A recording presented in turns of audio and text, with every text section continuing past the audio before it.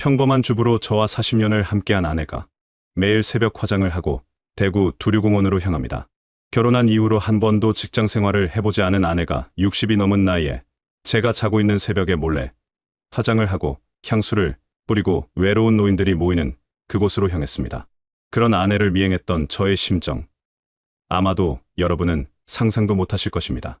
그리고 아내는 그곳에 모인 70대 남성들에게 웃음을 팔았고 의문의 원룸을 드나들었습니다.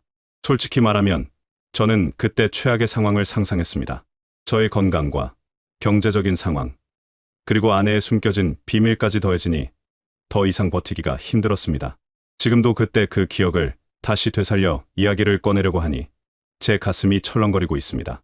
사연다방 청취자 여러분, 40년을 함께 한 동반자가 갑자기 낯선 사람처럼 느껴지던 그 시간들, 제 이야기를 끝까지 들어주시고 당신이라면 어떤 결정을 하셨을지 댓글로 나눠주시면 감사하겠습니다. 자, 그럼 지금부터 제 아내 박선화 그리고 우리 부부의 이야기를 들려드릴게요.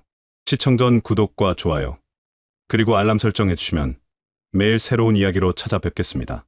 항암치료 마지막 날, 저는 의사의 말을 제대로 듣지 못했어요. 무슨 말을 하는 건지 집중이 안 됐죠. 하지만 한 가지는 명확했습니다. 제가 살아났다는 사실이었어요. 물론 완치했다는 뜻은 아니었지만 적어도 죽음의 문턱에서 한 발 물러난 거였습니다. 의사는 계속 무언가를 설명했어요. 앞으로 정기적인 검진이 필요하다고 하고 재발 위험성도 언급했어요. 하지만 제 귀에는 들어오지 않았습니다. 오직 살아났다는 그 한마디만 마음속으로 자꾸 반복했거든요. 병원에서 집으로 오는 택시 안에서 저는 무언가 많이 생각했어요.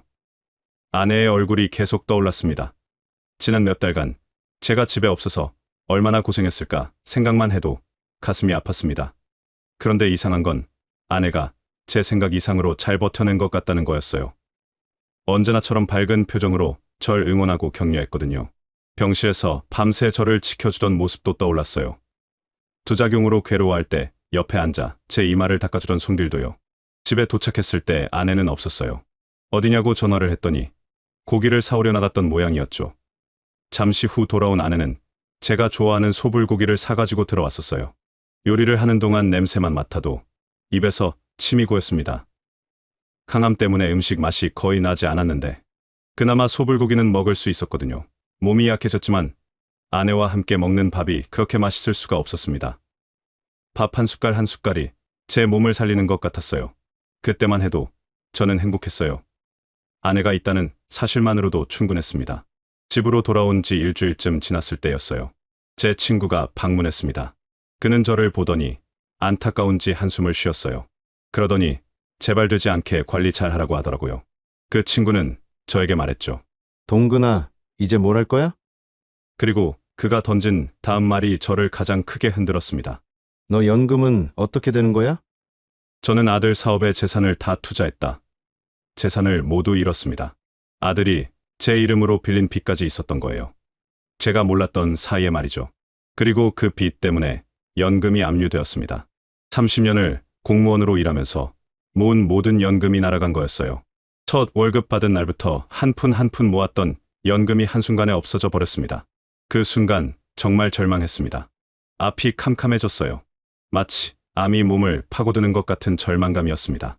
그 일을 알게 된 후 건강이 안 좋아졌어요. 스트레스인 줄 알았는데 알고 보니 암이었어요. 친구는 제 걱정이 되었는지 이것저것 물어보더니 제 손에 봉투를 하나 건네고는 돌아갔습니다. 봉투에는 20만 원이 들어 있었어요. 아내가 다가왔어요. 제 손을 꼭 잡았습니다. 여보, 우린 아직 살 수 있어요. 걱정하지 말아요. 하며 웃었어요. 그 웃음이 얼마나 힘든 웃음이었을지 그때는 몰랐습니다. 하지만 그 손잡음으로 저는 한 번 더 견딜 수 있었어요. 퇴직금도 없고 매달 받던 연금도 없으니 살 길이 막힌 것 같았어요. 하지만 아파트 경비 일을 할 수도 없었습니다. 항암치료, 후유증으로 체력이 많이 떨어졌거든요. 의사는 6개월 정도는 푹 쉬어야 한다고 했습니다. 그래서 저는 집에서 요양을 하게 되었어요. 아내는 매일 아침 새벽 5시에 일어나 제 식사를 챙기고 낮에는 청소 일을 하고 저녁에는 저를 돌봤습니다. 그럼에도 아내는 항상 밝았어요. 힘들지 않냐고 물어보면 괜찮다며 웃었습니다. 마치 우리가 겪는 이 모든 어려움이 문제가 아닌 것처럼요. 우리에게는 방 2칸, 거실 하나, 작은 부엌이 딸린 낡은 아파트 전세금이 전부였어요. 보일러도 자주 고장나고 벽지는 낡아 있었습니다. 이 전세금이 우리 전 재산이었어요. 집 한 칸도 못 남긴 거죠. 하지만 거기가 우리 집이었고 아내와 함께 있으니 그것만으로 충분했습니다. 아내는 청소일로 번 한두 푼의 돈으로 밥을 지었어요. 때론 계란으로 계란말이를 만들어 먹고 때론 시금치나물을 무쳐 먹으며 생활했습니다. 그나마 다행이었던 건 아내가 정말 음식을 잘했다는 거예요. 부시한 재료로 맛있게 만들어냈거든요. 항암치료, 부작용이 심했어요. 머리가 빠지고 입에서 냄새가 났고 온 몸이 아팠습니다. 어떤 날은 화장실을 수십 번 오가야 했고 어떤 날은 움직이기조차 힘들었어요. 그럴 때면 아내는 제 곁에 앉아 제 손을 잡아주었어요. 아무 말도 하지 않고 그냥 옆에만 있어뒀습니다. 눈물이 나올 때도 제 손을 더 강하게 잡아뒀어요. 그렇게 손을 잡아주는 것만으로도 저는 견딜 수 있었습니다. 42년을 함께한 아내의 손이 이렇게도 따뜻할 수 있다는 걸 그때 깨달았어요.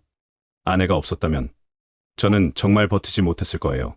아내와 저는 함께 이 위기를 극복하기로 다짐했습니다. 뒤록 돈은 없지만 우리에게는 서로가 있다. 그렇게 생각했죠. 아내는 제게 말했어요. 여보, 우린 지금까지 힘든 일들을 많이 견뎌왔잖아요. 이것도 견뎌낼 수 있어요. 당신이 살아났으니 그것만으로 충분해요. 제 아내 박선화는 그럴 때도 항상 긍정적이었습니다. 마치 어떤 어려움도 우리 앞을 막을 수 없다는 듯이요. 그 말에 저도 용기를 냈어요. 그렇게 우리는 함께 이 절망의 시간을 견디고 있었습니다. 요양을 시작한 지 한 달쯤 지났을 때였어요. 어느 날 아침 제가 잠에서 깨어났는데 아내가 보이지 않았습니다. 시계를 봤더니 새벽 4시 30분이었어요. 아마도 아침을 차려놓고 새벽 기도를 간 모양이라고 생각했습니다. 우리 아내는 평생 교회를 다니며 새벽 기도를 거르지 않는 사람이었거든요. 심지어 감기가 심해도 꼭 나갔어요. 하지만 보통 새벽 기도는 5시 반에 시작되고 1시간 정도 있다가 7시쯤 돌아오는 게 일반적이었어요. 그런데 그날따라 10시가 넘었는데도 아내가 나타나지 않았습니다. 휴대폰으로 아내에게 전화를 했어요. 여보, 어디야? 아직도 교회에 있어? 그러자 아내가 대답했습니다. 친구 만나서 식사하고 있어요. 조금만 기다려요. 이상했어요. 새벽 기도 후에 친구를 만난다니요. 평소처럼 밝은 목소리였지만 뭔가 걱정스러운 느낌이 들었어요. 하지만 그때는 크게 신경 쓰지 않았습니다. 아내가 친구를 그리워하는 거겠지. 그렇게 생각했어요. 오랫동안 마음을 나눌 사람이 없으면 답답할 테니까요. 그런데 이런 일이 계속 반복됐습니다. 일주일에 몇 번씩 아내가 새벽에 나가면 점심을 넘기고도 돌아오지 않았습니다. 처음에는 교회 활동이라고 생각했는데 점점 의문이 커졌어요. 이건 너무 이상하잖아. 그런 생각이 자꾸 들었습니다. 어느 날은 청소일까지 하고 오후 5시에 돌아오기도 했어요. 그리고 더 이상한 건 그때마다 아내의 표정이 좀 다르다는 거였어요. 분명 피곤해 보였고 무엇인가 숨기는 것처럼 보였습니다. 마치 무거운 짐을 진 사람처럼요. 저는 아내에게 물었어요. 여보, 요즘 왜 이렇게 바빠? 뭐 다른 일이라도 하는 거야? 어디 아픈 거야? 아파서 병원이라도 다니는 거야? 그러자 아내가 대답했습니다. 아니, 괜찮아요. 그냥 친구들을 만나고 있어. 친구들이라는 말이 자꾸만 걸렸어요. 구체적으로 어떤 친구들인지 자꾸만 물어보고 싶었습니다.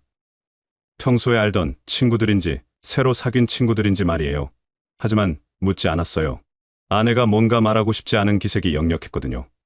그리고 이상한 건 아내가 비밀을 가지고 있다는 것 자체보다 아내가 저에게서 뭔가를 숨기려 한다는 사실이었어요. 42년을 함께 산 부부 사이의 비밀이라뇨. 그렇게 불안한 마음을 안고 지내다 보니 자꾸 의심이 커져갔습니다. 항암 치료로 약해진 몸과 마음이 더 악마처럼 굴었나 봐요. 혹시 아내가 나를 버리려고 준비하는 건 아닐까? 혹은 아내가 누군가를 만나고 있는 건 아닐까? 이런 생각들이 자꾸 떠올랐습니다. 그 다음 주 월요일이었습니다. 아내가 또 나갔어요. 새벽 4시 반에 조용히 일어나서 나갔습니다. 지난주와 같은 시간이었어요. 몰래 아내를 지켜보았는데 아내의 행동이 좀 달랐습니다. 아내가 화장대에 앉았어요. 휴대폰 조명을 켜고 거울을 들었습니다. 아내는 정성스럽게 화장을 하고 있었습니다. 립스틱까지 바르고요. 아이섀도우와 마스카라도 하고 있었어요. 35년을 함께 산 아내가 이렇게 화장을 하고 나가는 일은 거의 없었습니다. 특히 새벽에 말이에요. 가슴이 철렁 내려앉았습니다. 제 심장이 이상하게 뛰기 시작했어요. 그리고 더 충격적인 건 아내가 옷장을 열고 옷을 고르는 장면이었어요. 평소 교회 갈 때도 편안한 옷만 입던 사람이 정장 바지와 흰색 블라우스를 꺼내 입는 거였습니다. 저는 그 장면을 더는 볼 수 없었어요. 도대체 이게 무슨 일이지? 아내에게 속마음으로 중얼거렸습니다. 하지만 그 말은 마음뿐 입으로는 내지 못했어요. 아내는 제가 지켜보는 것을 모를 거고요. 제 가슴만 철렁거렸습니다. 그리고 더 이상한 건 향수였습니다.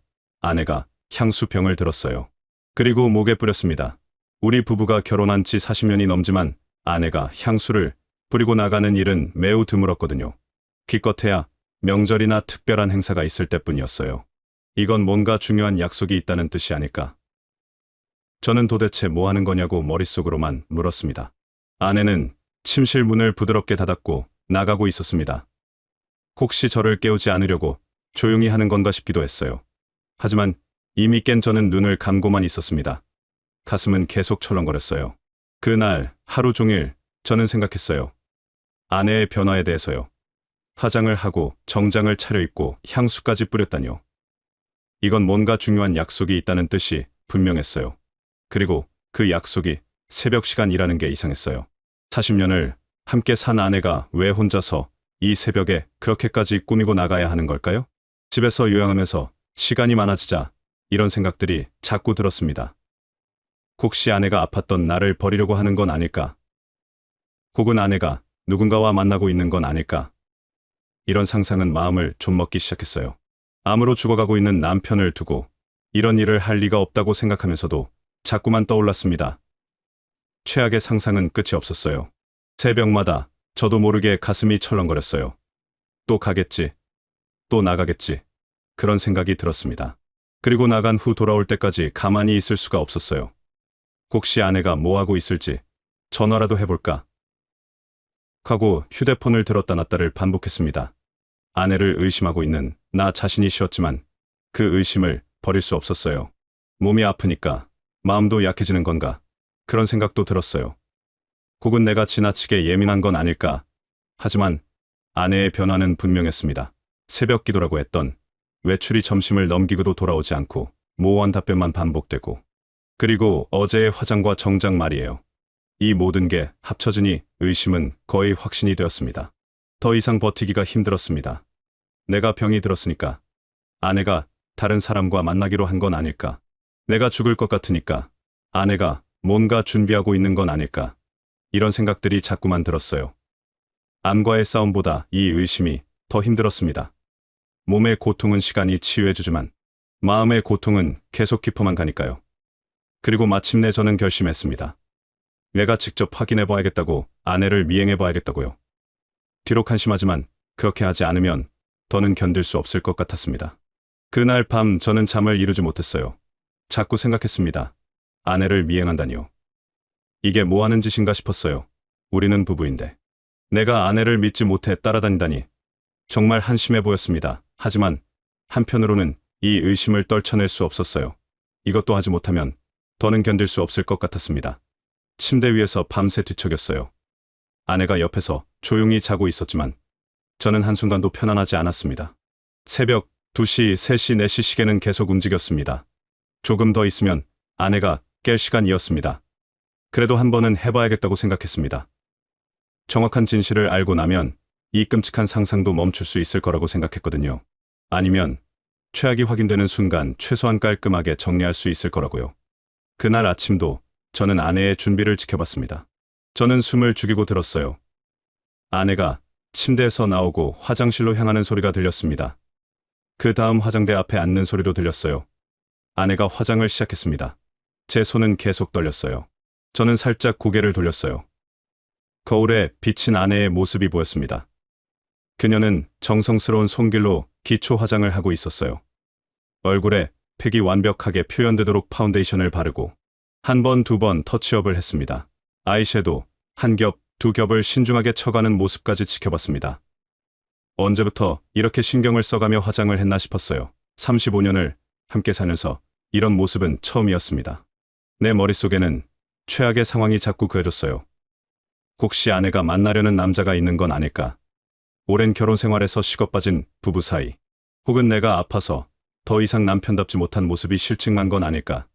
그런 끔찍한 생각들이 자꾸만 떠올랐습니다. 가슴이 철렁거렸어요. 다음으로 아내는 옷을 고르기 시작했습니다. 평소 집에 있을 때는 트레이닝복만 입던 사람이 검은색 정장 바지와 깔끔한 블라우스를 꺼냈어요. 마치 무언가 중요한 약속이 있는 사람처럼요. 그리고 검정색 신발도 신었습니다. 마지막으로 집어든 건 향수였습니다. 아내가 목에 향수를 뿌렸어요. 가슴이 더 철렁거렸어요. 동시에 가슴 한가운데 뭔가 부서지는 느낌이 들었습니다. 미안해요. 정말 미안해요. 아내에게 속마음으로 중얼거렸습니다. 하지만 멈출 수 없었어요. 이미 시작된 의심의 소용돌이에서 빠져나올 수 없었습니다. 내 몸과 마음은 이미 움직이고 있었어요. 아직 어둡고 조용한 아파트, 복도 나는 옷을 입고 신발을 신고 나왔어요. 검은색 모자를 깊게 눌러쓰고 짙은 색 점퍼를 입었습니다. 이렇게 하면 나이 들어 보이는 노인처럼 보일 거라고 생각했거든요. 마치 그 누구도 나를 알아볼 수 없을 정도로요. 거울에 비친 내 모습이 낯설었습니다. 정말 한심해 보였어요. 암 투병 중인 노인이 아내를 쫓아다니고 있다니요. 정말 이상한 기분이었습니다. 30년을 공무원으로 일했지만 이런 심정으로 일한 적은 없었어요. 마치 범인을 추적하는 형사처럼 행동하고 있는 내 자신이 낯설었습니다. 이게 정말 내 모습이 맞나 싶었어요. 아내가 아파트 공동 현관으로 향했고 저는 그녀를 천천히 따라 나섰습니다. 새벽 공기가 차갑게 얼굴을 때렸어요. 하지만 그 추위조차 느껴지지 않았습니다. 내 가슴 속 불안감이 모든 감각을 마비시켜 버렸거든요. 손가락도 계속 떨렸어요. 아파트 단지를 빠져나가는 아내를 보며 저는 뭔가 한계에 다다른 것 같았습니다. 이제 뭐라고 해야 할까? 정말 외도인 게 확인되면 나는 어떻게 해야 할까? 암으로 약한 몸, 경제적 어려움, 그리고 아내의 배신까지 더해지면 정말 더 이상 버티기 힘들 것 같았어요. 차라리 암이 다시 나타나는 게 나을 것 같다는 끔찍한 생각까지 들었습니다. 하지만 이미 돌아설 수 없었습니다. 아내를 따라 버스 정류장으로 향했습니다. 새벽 공기 속에서 저는 정말 비참한 남편이었습니다. 버스는 시내를 지나 점점 낡은 지역으로 향했어요. 아내는 버스 뒤쪽에 앉았고 저는 운전석 바로 뒤에 앉았습니다. 이렇게 하면 아내는 저를 보지 못하지만 저는 아내를 볼 수 있었거든요. 아내의 얼굴은 정말 진지해 보였습니다. 마치 중요한 일을 앞둔 사람처럼요. 그녀는 창밖을 바라보고 있었어요. 아내는 무슨 생각을 하는 걸까? 그런 것만 자꾸 떠올랐습니다. 30분 정도 버스를 탄 후 아내가 내렸습니다. 저도 얼른 따라 내렸어요. 주변은 오래된 상가 건물들이 즐비한 지역이었습니다. 대구의 오래된 상업지구였죠. 아내는 그곳에서 무언가를 찾는 것처럼 주변을 둘러보았습니다. 마치 처음 오는 곳처럼요. 그리고 한 길로 들어섰어요. 저는 조심스럽게 따라갔습니다.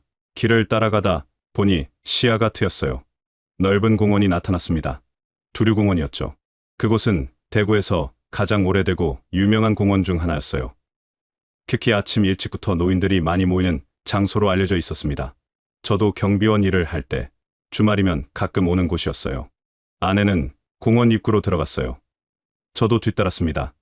공원은 생각보다 넓었어요. 이리저리 산책로가 연결되어 있었고 벤치도 많이 있었습니다. 그곳에는 정말 많은 노인들이 모여 있었습니다. 그들은 삼삼오오 모여 앉아 이야기를 나누거나 산책을 하고 있었어요. 진짜 많은 사람들이 있었어요. 아내가 한쪽으로 향했어요. 그곳에는 70대 정도로 보이는 남자 노인들이 몇 명 모여 있었습니다. 어떻게 보면 평범한 노인들이었어요. 경비원으로 일할 때 자주 본 것처럼 평범한 할아버지들이었습니다. 다만 그 순간 내 눈에는 모두 의심의 대상으로 보였습니다. 가슴이 철렁거렸어요. 아내는 그 중 한 명에게 다가갔습니다. 그리고 밝게 웃으며 뭔가 이야기를 나누기 시작했어요. 그 노인은 아내를 보자마치 반가워하는 듯했습니다. 마치 오래전부터 기다리던 사람을 만난 것처럼요. 그들은 한참 동안 대화를 나눴어요. 아내가 자꾸만 웃는 모습이 보였습니다. 내 가슴이 아팠어요.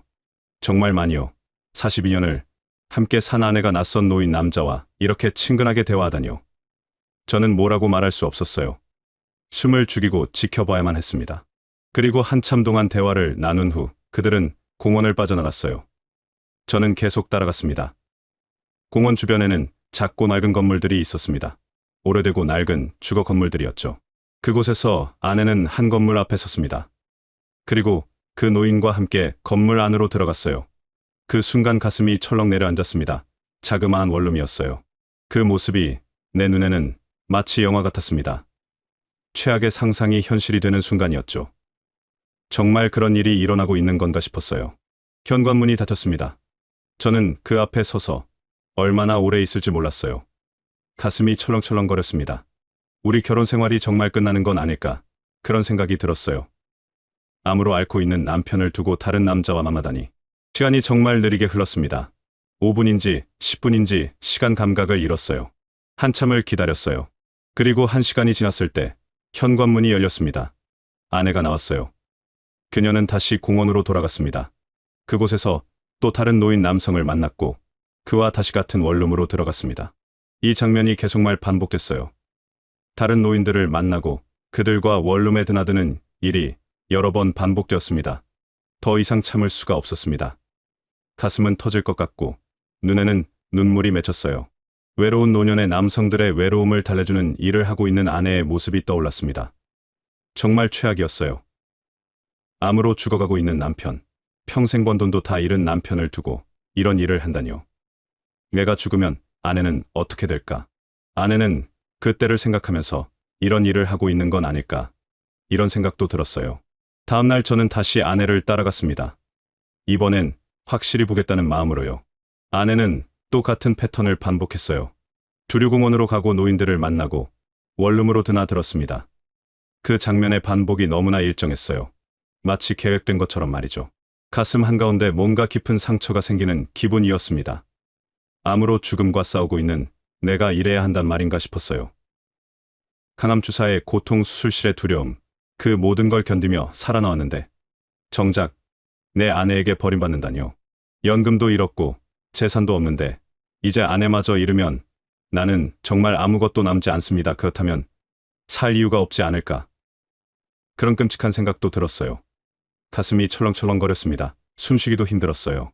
집에 돌아와서도 저는 계속 생각했습니다. 아내가 원룸에 있는 동안 무슨 일이 일어나는지 상상하지 않을 수 없었어요. 평생을 함께 산 아내가 다른 남자들과 그런 일을 한다니요. 정말 참을 수 없는 생각이었습니다. 저는 밤새 잠을 이루지 못했어요. 아내가 돌아왔을 때 진실을 물어볼까 고민했습니다. 하지만 물어보는 것도 힘들었어요. 확인되는 순간 모든 게 끝나버릴 것 같았거든요. 우리 부부가 정말 끝나버릴 것 같았습니다. 그래서 저는 다시 한 번 더 가기로 결심했어요. 이번엔 확실하게 모든 걸 보기로요. 더 이상 의심만 하고 싶지 않았습니다. 확인하고 싶었어요. 아무리 아파도요. 또 다음날 아침이 됐어요. 아내가 또 나갔습니다.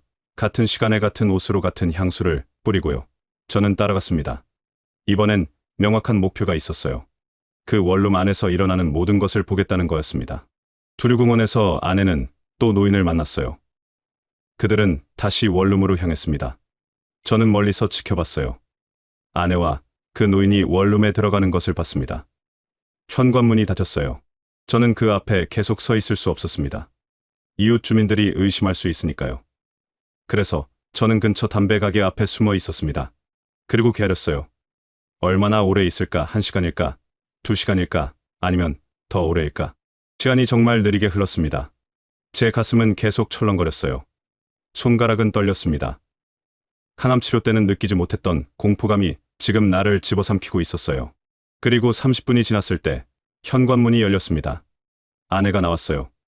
그녀는 머리를 정돈하고 있었습니다. 뭔가 흐트러진 것을 정리하는 듯한 모습이었어요. 가슴이 정말 터질 것 같았습니다. 더 이상 참을 수 없었습니다. 더 이상 이 고통을 견디고 싶지 않았어요. 저는 담배 가게에서 나왔습니다. 아내를 향해 걸어갔어요. 극도의 분노 속에서요. 여보. 저를 보자 아내가 깜짝 놀랐어요. 얼굴이 창백해졌습니다. 당신 지금 뭐 하는 짓이야? 제가 외쳤어요. 모든 것이 무너지는 기분이었습니다. 42년 부부 관계가 한순간에 산산이 조각나는 느낌이었어요. 당신 지금까지 뭐 한 거야? 대답해봐. 제가 소리를 쳤습니다. 사람들이 쳐다봤어요. 이 낡은 골목에서 한 노인의 비명 같은 목소리가 울려 퍼졌습니다. 아내는 말을 못했어요. 그저 저를 바라봤습니다. 그녀의 눈에는 눈물이 맺혀 있었어요. 하지만 저는 그 눈물도 연기라고 생각했습니다. 모든 것이 거짓이라고 생각했어요. 당신이 나한테 어떻게 이럴 수 있어? 제가 계속 말했어요. 내가 병원에서 항암 치료받고 있을 때 이러고 다녔던 거야? 내가 당신을 얼마나 믿었는데. 당신은 이렇게 나를 배신할 수가 있어? 아내가 말하려고 했어요. 하지만 저는 들을 생각이 없었습니다. 아내의 말을 들을 필요가 없었어요. 그래서 저는 현관문을 밀었습니다. 이제 확인해야겠다. 저 원룸에 들어가서 이 모든 게 정말인지 확인해야겠다고 생각했습니다. 극도의 분노 속에서 저는 현관문을 비집고 밀었어요. 아내가 뒤에서 말했습니다. 여보, 잠깐만요. 가지 마요. 하지만 저는 멈출 수 없었습니다. 이미 한계에 도달했어요. 암으로 죽음을 앞두고 있는 나를 배신한 아내. 그 모든 것의 진실을 확인해야만 했습니다. 문이 열렸어요. 그리고 그 순간 저는 방 안을 봤어요. 그리고 제 눈에 들어온 것은 정말 충격적이었어요. 하지만 제가 상상한 것과는 완전히 달랐습니다. 방 안에는 노인들이 여럿 앉아 있었어요. 그들은 이제 막 무언가 상담을 받고 있는 중이었습니다. 그들 앞에는 작은 의료기기들이 놓여 있었습니다. 혈압계, 혈당계, 그리고 건강보조식품들이 진열되어 있었어요. 특별한 약품들도 보였고 작은 팜플렛들도 있었습니다. 잠시 후 아내가 들어왔어요. 아내는 곧바로 한 노인분의 손목을 잡아 혈압을 측정했습니다. 그녀의 표정은 정말 진지했고 성실했습니다. 마치 진정으로 그 노인의 건강을 걱정하는 듯한 얼굴이었죠. 아내는 노인에게 뭔가 친절하게 설명하고 있었고 노인은 고개를 끄덕이며 귀를 기울이고 있었어요. 저는 그 순간 깨달았습니다. 제가 뭘 잘못 생각했는지, 그리고 제가 얼마나 한심한 남편인지 말이에요. 저는 아무 말도 못했습니다. 극도로 화난 상태로 들어왔는데 그 장면을 보니 모든 분노가 순간의 죄책감으로 변했거든요. 저는 아내를 의심했습니다. 최악의 방식으로요.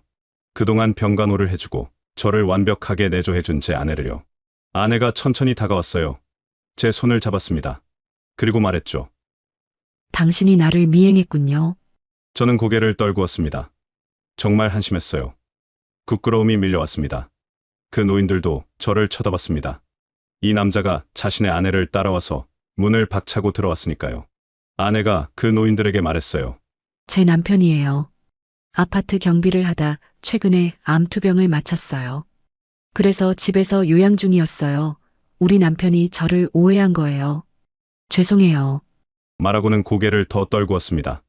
저는 아내에게 정말 미안했어요. 그 노인들 중 한 분이 웃음을 지었어요. 최근 아들분 사업 실패로 힘들다고 들었어요. 그래서 부인이 일을 시작했다고 했어요. 또 다른 할머니가 저에게 다가와 위로를 건네줬어요. 당신 아내분 정말 좋은 분이에요. 우리를 이렇게 잘 살피고 돌봐주시니까요. 우리 건강이 많이 나아졌어요. 저는 그제야 상황을 이해했습니다. 아내가 이 원룸에서 건강보조식품 판매원으로 일하고 있었다는 것을요.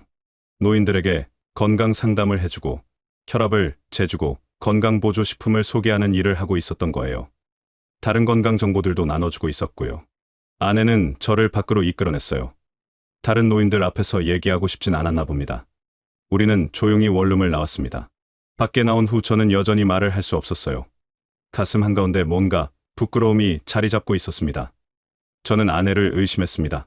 정말 심하게요. 그런데 아내는 이 모든 시간 동안 가정을 위해, 저를 위해 일하고 있었던 거예요. 그동안 집에만 있던 사람이 이렇게까지 용기를 내었다니요. 여보, 정말 미안해요. 내가 너무 잘못 생각했어요. 내가 정말 형편없는 남편이었어요. 그렇게 말하자 아내가 제 손을 잡았습니다. 그녀의 손은 따뜻했어요. 거칠어져 있었지만 정말 따뜻했습니다. 손톱 주변 피부가 갈라져 있었고 손가락에는 작은 상처들이 있었어요. 물론 이 손이 저를 위해 얼마나 고생했는지 알 수 있었습니다. 집으로 가자고 아내가 말했어요. 그리고 우리는 침묵 속에서 집으로 돌아갔습니다. 버스 안에서도 말이 없었고 택시 안에서도 말이 없었어요. 아파트 계단을 오르면서도 말이 없었습니다. 다만 아내의 손만 계속 잡고 있었어요. 집에 도착한 후 우리는 거실에 앉았어요. 아무 말도 할 수 없었습니다. 너무나 많은 감정이 얽혀 있었거든요. 제 눈에서는 눈물이 흐르고 있었어요. 부끄러움과 감사함이 뒤섞인 눈물이었습니다. 손수건도 없었는데 아내가 자신의 손수건으로 제 눈물을 닦아줬어요. 오동근 씨, 당신 이제 나한테 물어봐도 괜찮아요. 아내가 말했습니다. 저는 천천히 입을 열었어요. 그동안 당신이 오해하게 행동했다고. 새벽같이 나가서 친구 만난다고만 하고. 아내는 긴 한숨을 쉬었습니다. 그리고 천천히 설명하기 시작했어요. 당신이 항암 치료를 받을 때 저는 정말 무서웠어요. 당신이 죽으면 어떻게 하나 하는 생각뿐이었어요. 밤새 병실에서 당신을 지켜보면서 눈물만 흘렸어요. 그런데 당신이 살아났어요. 병원에서 나왔을 때 당신이 살아났다는 생각에 정말 감사했어요. 하지만 곧 현실이 부딪혀왔어요. 당신은 일할 수 없었고 청소일만 가지고는 생활할 수 없었어요. 돈은 거의 남아있지 않았고요. 당신이 집에서 요양할 때 내가 또 무엇을 할 수 있을지 계속 생각했어요. 목돈이 없이도 할 수 있는 일을 찾아야만 했어요. 그때 친구 영미가 건강보조식품 회사에서 일한다고 했어요. 그리고 저한테 같이 해보자고 제안을 했어요. 처음엔 정말 무서웠어요. 제 성격의 노인들을 만나고 건강 상담을 한다니요. 얼굴도 뜨거웠어요. 손도 떨렸어요. 하지만 당신을 생각했어요. 암을 이겨낸 당신을 생각했어요. 그러면서 나도 뭐든 할 수 있겠다고 생각했어요. 처음 두류공원에 나갔을 때 정말 떨렸어요. 낯선 노인들을 만나고 뭔가 말을 건넸어요. 제 목소리도 떨렸을 거예요. 그런데 신기한 일이 일어났어요. 그 노인분들이 저를 반겨주셨어요. 자신들의 건강에 대해 이야기해 주셨고 저를 필요로 해주셨어요. 처음 사회에 나가는 나를 필요로 해주는 사람들이 있었던 거예요. 가슴이 벅찼어요. 처음엔 건강보조식품을 팔려고 했어요. 하지만 점점 그것보다는 그 노인분들의 건강을 돌보는 것이 더 보람차게 느껴졌어요. 혈압을 재주고 건강에 대해 이야기하고 때론 그들의 말을 들어주는 것만으로도 저는 무언가 의미 있는 일을 하고 있다고 느꼈어요. 정말 소중한 일이었어요. 당신에게 말하지 못한 이유는 당신이 못하게 할 것 같아서요. 당신이 알면 미안해하고 자책할까봐 걱정됐어요. 당신은 이미 너무 힘든데 내가 또 당신을 힘들게 하고 싶지 않았어요. 그래서 새벽기도 간다고 했던 거예요. 미안해요. 당신을 속인 거 정말 미안해요. 아내의 목소리에 눈물이 어렸어요. 아내의 설명을 들으며 저는 계속 눈물을 흘렸어요. 부끄러움도 많고 고마움도 많았습니다. 이해함도 있었고 감사함도 있었어요. 정말 복잡한 감정이었습니다. 여보, 나는 당신을 의심했어. 정말 최악으로 생각했어. 그런데 당신은 이 모든 시간 동안 나를 위해 일하고 있었어. 당신이 얼마나 무서웠을지, 얼마나 힘들었을지. 나는 정말 형편없는 남편이었어. 암에 걸린 것도 모자라 연금도 날리고 재산도 날리고 그래서 당신이 이렇게 일하게 된 거야. 내 탓이야, 모두 내 탓이야. 정말 미안해. 아내가 제 손을 꼭 잡았어요. 당신 무슨 그런 말을 해요. 우리 부부 아니에요? 다른 사람도 아니고 우리 아들이 그런 거예요. 당신의 책임이 곧 나의 책임이고 나의 책임이 곧 당신의 책임이에요. 우리는 함께 이걸 이겨낸 거예요. 당신이 암을 이겨냈고 저는 세상을 이겨냈어요. 우리는 정말 잘했어요. 그 말을 들으니 더 이상 눈물을 참을 수 없었어요. 저는 아내를 꼭 안았습니다. 42년 함께 산 아내를 정말 처음으로 꼭 안아본 것 같았어요. 그렇게 오랫동안 함께 했는데 지금 이 순간만큼 아내가 소중했던 적이 없었습니다. 아내의 향수 냄새도 났고 아내의 따뜻한 체온도 느껴졌어요. 여보, 정말 고마워. 당신 덕분에 내가 살아있는 것 같아. 저의 말에 아내가 대답했습니다. 여보, 암을 이겨내고 제 곁에 있어줘서 고마워요. 그리고 우린 함께 울었어요. 거실에서 말없이 울었습니다. 결혼 생활 중 처음인 것 같았어요. 이렇게 울어본 적이 없었거든요. 시간이 흘렀어요. 얼마나 흘렀는지는 모르겠지만 우리는 계속 앉아 있었습니다. 손을 잡고 말없이요. 마치 이 시간을 영원히 붙잡고 싶다는 듯이요. 당신 알아요? 아내가 조용히 말했어요. 그 노인분들이 당신을 무척 궁금해하셨어요. 어떤 분이냐고 물어보셨거든요. 내가 당신을 자랑했어요. 30년을 공무원으로 근무했고 암도 이겨냈고 정말 강인한 남편이라고요. 그리고 나는 당신을 자랑하면서 당신을 정말 많이 사랑한다는 걸 깨달았어요. 당신이 나를 자랑했다고. 그러자 아내가 웃음을 지었습니다. 그 웃음이 얼마나 따뜻했는지 모릅니다. 정말 오랜만에 지어보는 웃음이었어요. 응, 당신 자랑했어. 당신은 하나밖에 없는 나의 남편이니까. 그리고 나의 자랑스러운 남편이니까. 우리는 그 밤을 함께 지냈어요. 밤새 이야기를 나누었습니다.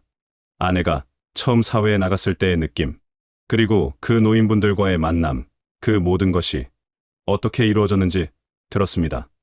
저도 제가 얼마나 한심한 의심을 했는지 이야기했고, 얼마나 미안한지 말했어요. 얼마나 자랑스러운 아내인지도 말했어요. 이제 우리 부부가 할 일은 뭘까요? 저는 아내에게 물었습니다. 아내가 대답했어요. 당신 건강이 좀 나아지면 뭐라도 할 수 있을 때까지 우리 함께 일해야 하지 않을까?